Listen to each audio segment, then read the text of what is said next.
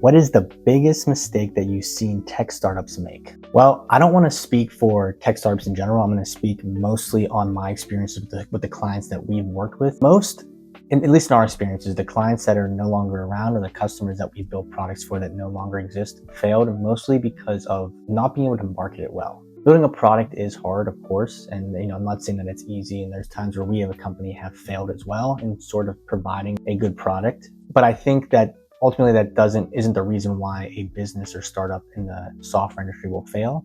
It's because of not getting people to use it. I think a lot of times people come up with these ideas and they think in their head that, hey, this is a great idea, let's get this to market, other people will use it. But I would suggest that they take a step back and actually figure out, is this something that the market really needs? Are you really solving a problem, or are you just doing something that is convenient to you? I think that is a big mistake that customers make. Also, I think they need to think about scalability.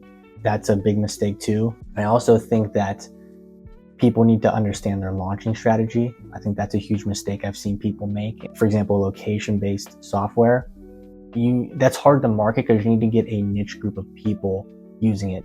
Think of Uber. Think about how they kind of went on their own plan of attack when they first launched. They launched, I believe, in San Francisco first, if I'm not mistaken, and they didn't market it all across the country. They marketed it to San Francisco specifically because they knew that they couldn't just have 100 users spread across the country. They needed 100 users in San Francisco to start. So I think that's some of the mistakes that I see, is kind of like the launch or marketing around that launch, not so much building the product.